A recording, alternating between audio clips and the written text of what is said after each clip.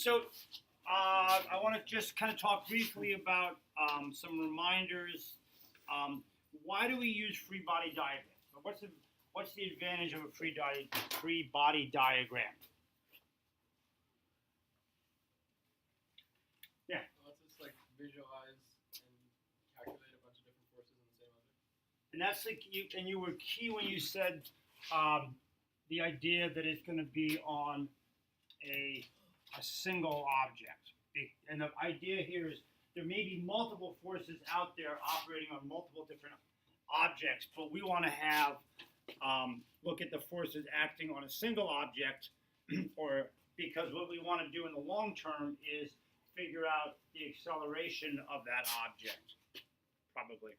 So let's see if this works. Okay. So freshman year, you talked about the idea of Newton's third law is for every action there's an equal and opposite reaction. We don't like the idea of reaction because it's kind of a chicken and egg type of a thing. But the idea is forces come in pairs. So if I can't exert a force unless something is there to exert a force back on me. So I push on you, you push on me. And then for something to be a action-reaction pair, there's basically three conditions that have to be met. Does anyone remember the three conditions in for an action-reaction co-star? Action-reaction pair are. They have to be, and this is actually worth writing down. Let's see, they have to be on, I'm going to give you all of them. They have to be acting on different objects. I push on you, you push on me. There's two objects at work there, you and me. They have to be the same type of force. Okay? They have to be normal, friction, gravity, tension. They have to be equal in magnitude and opposite in direction. And so, for example, I push Sally to the right with a normal force of 5 newtons. Sally pushes me to the left with a normal force of 5 newtons. So there are different objects. Oops. Different objects, i.e., oops, it's not going to work. Sally and I are different objects. We're sharing the same force. Sally and I are different objects. We are in different directions, same force, same magnitude. Does that make sense?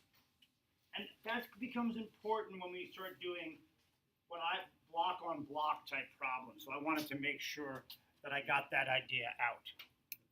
Okay.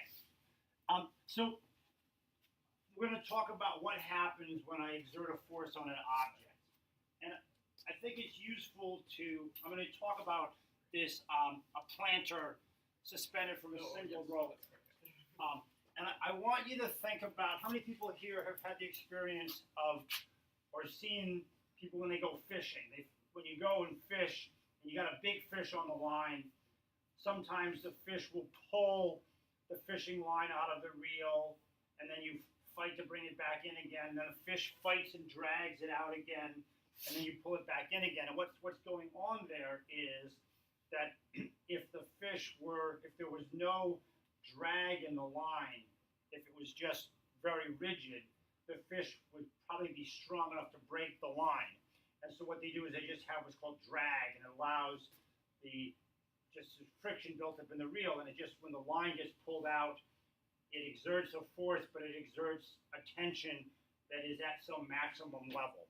So we're going to imagine when we do this planter problem is that there's some sort of winch that I can dial in, like how much tension I can exert on the thing.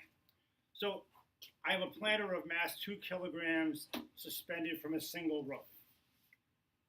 So what would be the forces acting on that single planter? Yeah. So there'd be weight down, that's great. And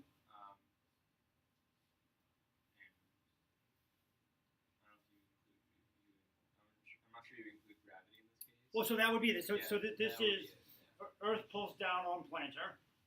Yeah, Reese. Yeah, and tension going up. Perfect. Okay, and it's just suspended there, right? So there's no acceleration.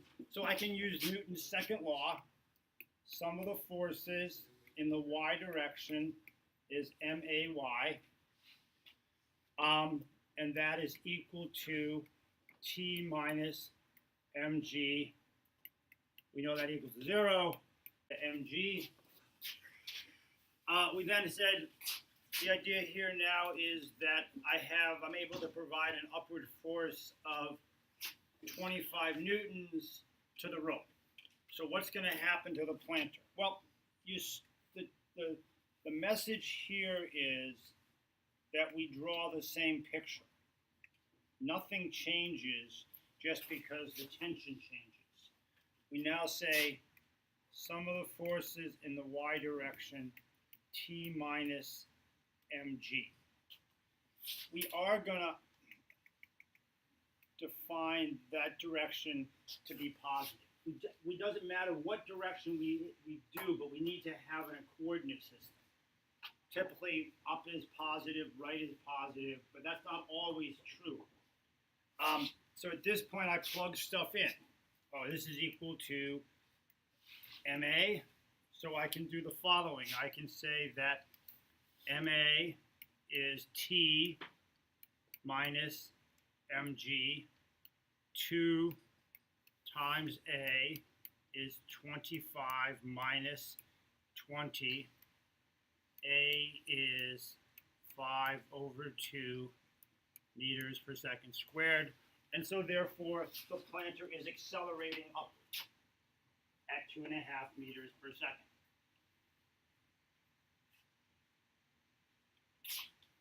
So now,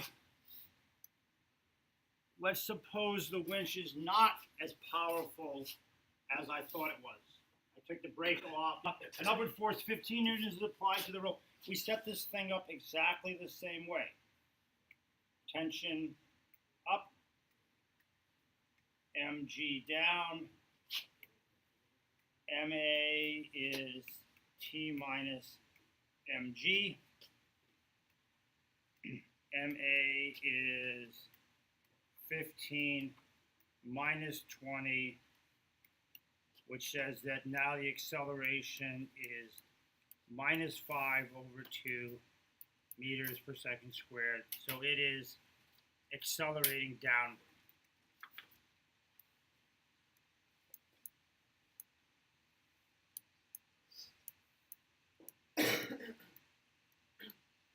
And that can mean a couple of different things.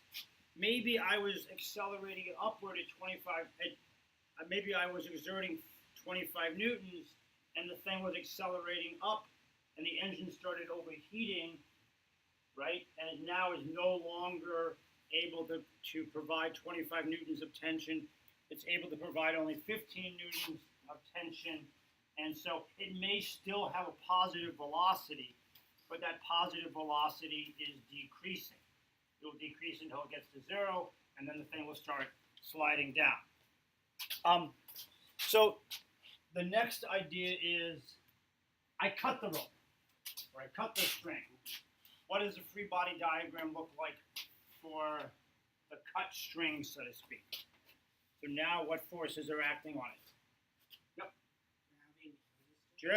Gravity and air resistance. I'm going to ignore air resistance just to make things simple.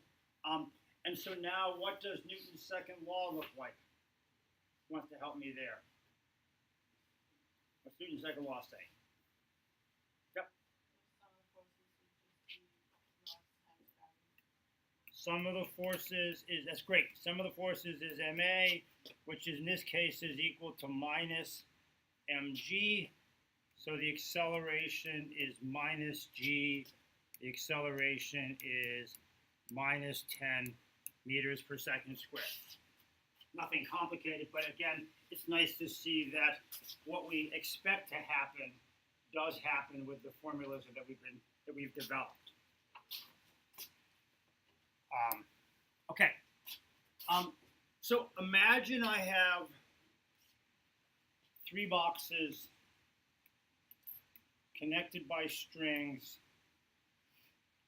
of mass 1 kg, 2 kg, and 3 kg, and they are pulled to the right with a force of 6 newtons. And so the question becomes, what is A, the acceleration of the system, and B, what is the tension in each one of these strings? We'll call that T1 there, we'll call that T2 there. Although we know it, we'll call that T3 there. And so the first step, or actually let me back up a step. What is the first step for doing any of these problems? Draw diagrams for all the others. Right, draw a free body diagram. So like that's just a kind of guaranteed first step. So the forces on this guy are M1G, what I'm going to call F normal 1, and T1. The forces on this guy are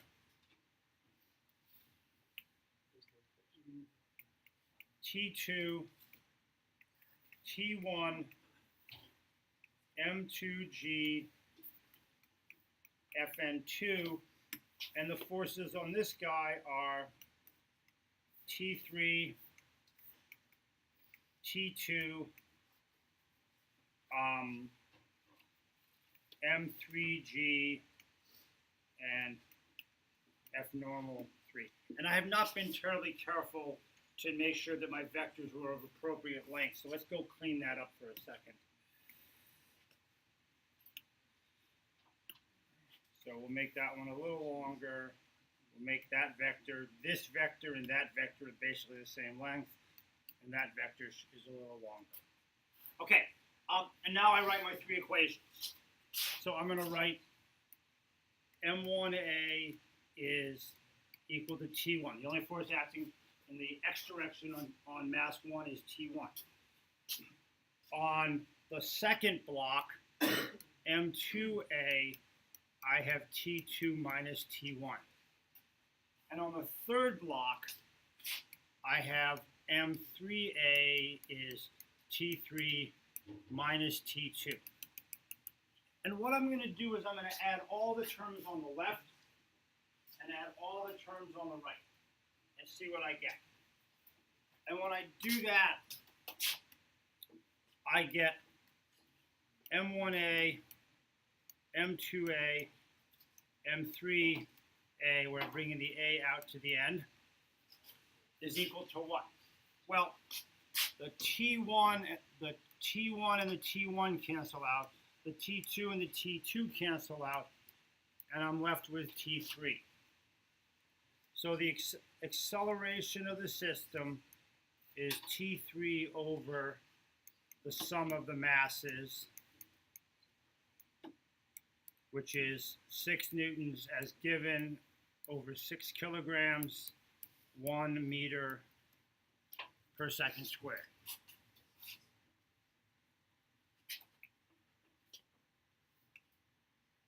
I can go back to my individual equations and get T1 is equal to M1A, therefore T1 is equal to 1 times 1, or 1 Newton.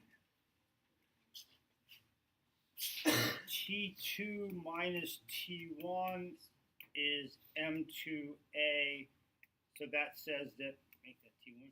T2 is M2A plus T1. T2 is 2 times 1 plus 1 is 3 newtons. And although I already know what T3 is, let's see if it makes sense. Coming up to here, I can write T3 minus T2 is M3A, and if I just plug in numbers, I get T3 is M3A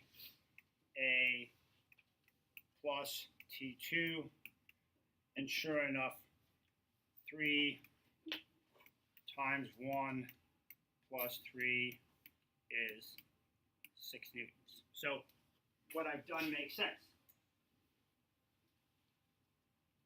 Does anybody have any questions on what I did so far? Feel free to ask questions. I promise I'll even cut it out of when I iMovie it, so you can ask stupid questions. Yeah. Do we have to do all of that work? You do whatever the hell you want. This is Newton, right? Just show your work and get the right answer. Okay. So there's another way to look at this. Sorry. So there's another way to look at this, and that is that you can combine the objects together. So let's look at what I have. I've got 3 boxes, a 1 kilogram, a 2 kilogram, a 3 kilogram box being pulled by a 6 Newton force. This is, I think, what you were getting at. What if I just say, look, inside of that box, I'm going to model that as a 6 kilogram box being pulled with a 6 Newton force. Acceleration is force over mass is 1 meter per second squared. Right? Makes sense? And let's take and say, okay, that was cool. I now need to get T2. Well, T2 just looks like a 1 kilogram block and a 2 kilogram block being pulled by a force of T2, correct?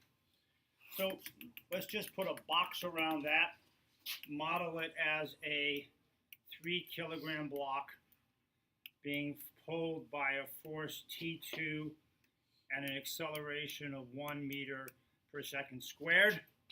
So therefore, T2 is going to be m times a, which is 3 times 1, which is 3 newtons. And then I now just back to T1 is equal to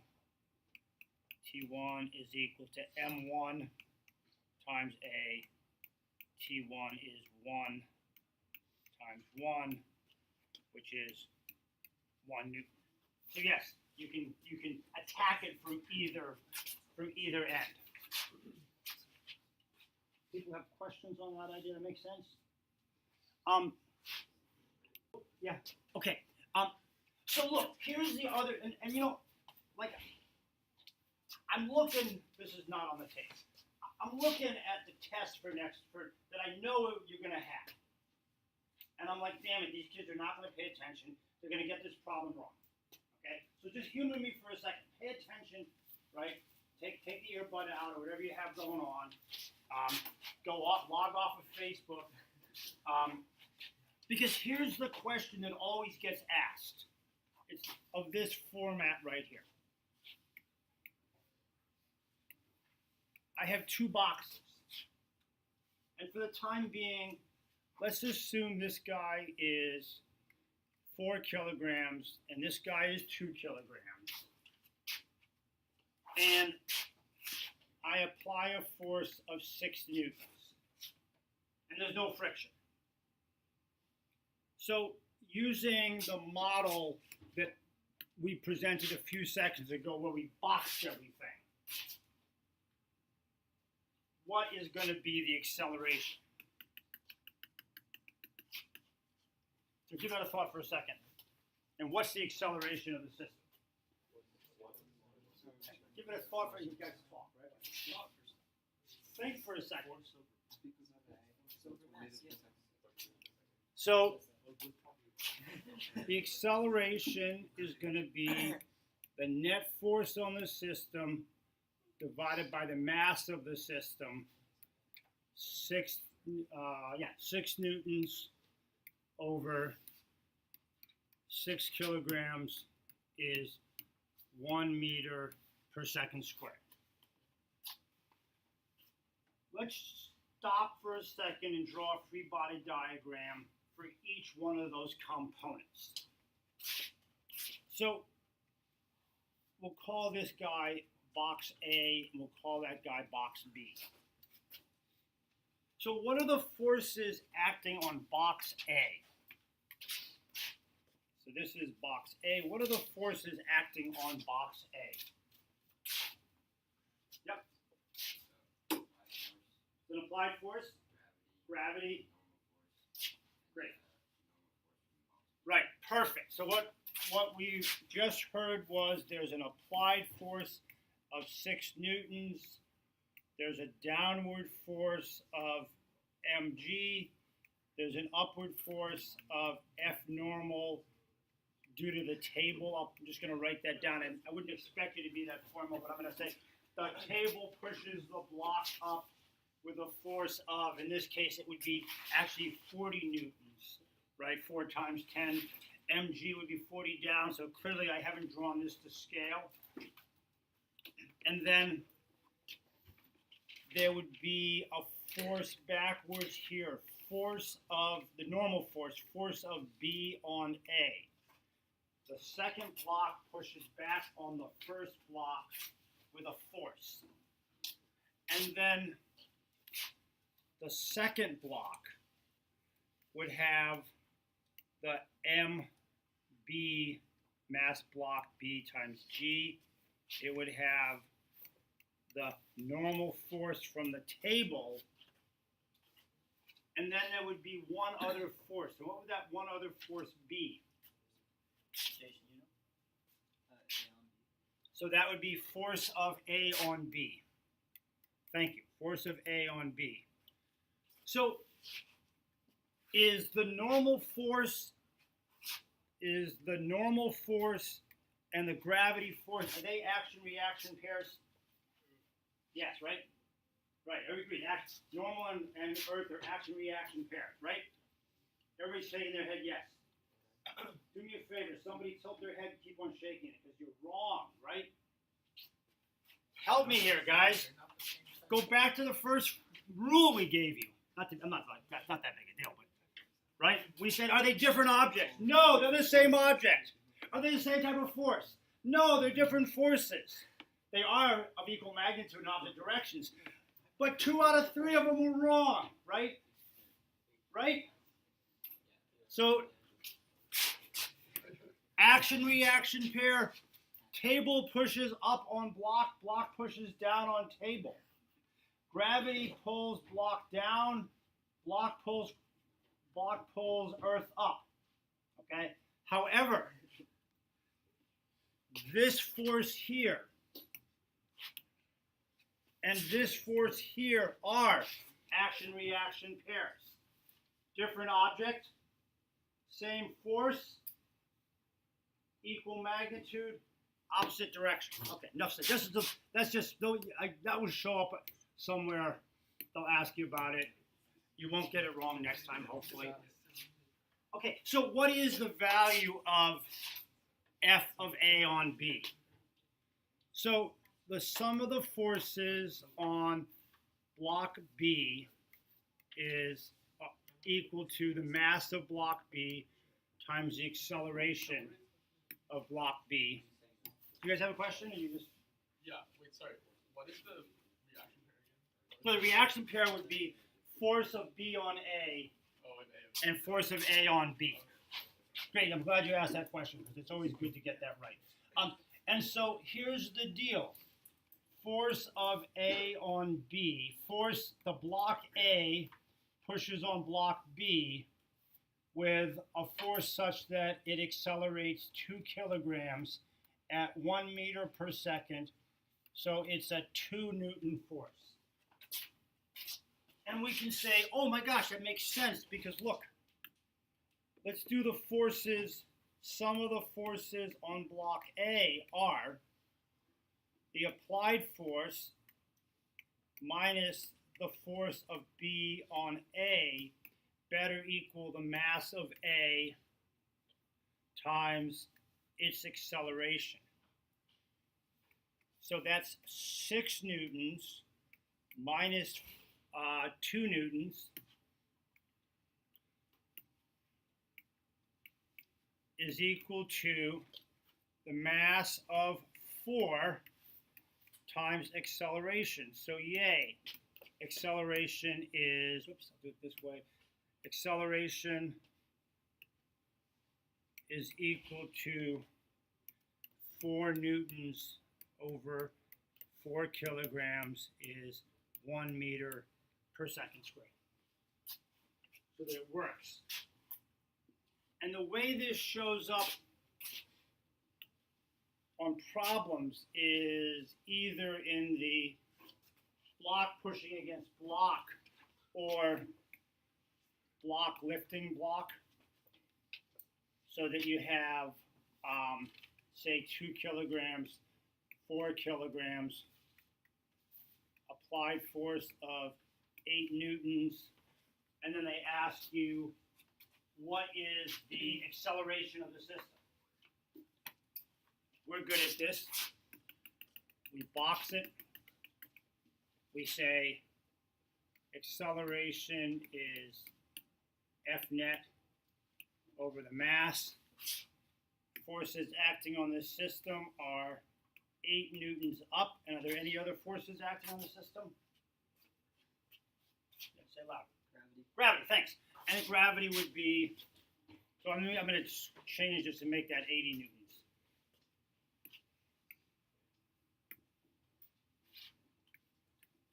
80 newtons, 80 newtons, and then downward force of 60 newtons. So you would have force net is 80 minus 60 divided by 6 is 20 over 6. 3 1/3.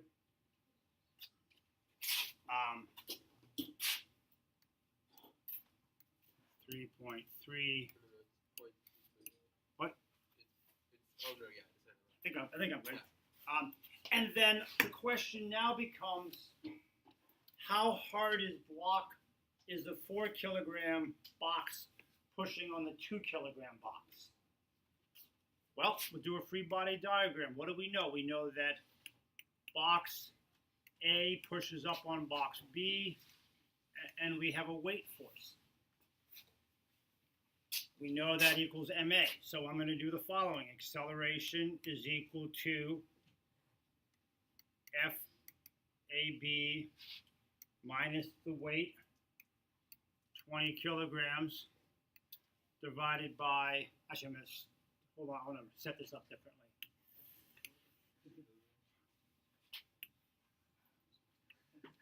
So let's do the following. Let's say that MA is FAB minus the weight. MA plus weight is equal to FAB. So MA is going to be 2 times 3.33 plus its weight of 20 newtons is equal to FAB. And so that looks like about 26.6 newtons is equal to the applied force. You guys good over there? So, yep. Quick question: would the weight act in like a negative direction because it's opposite the like the AB force? I did. Oh, okay. Sorry, my bad. Okay. So, the important piece to doing this, and we'll come back and do this, but I just wanted to kind of get it into your heads, is establish a direction, draw the free body diagram, and then see what happens. Okay? So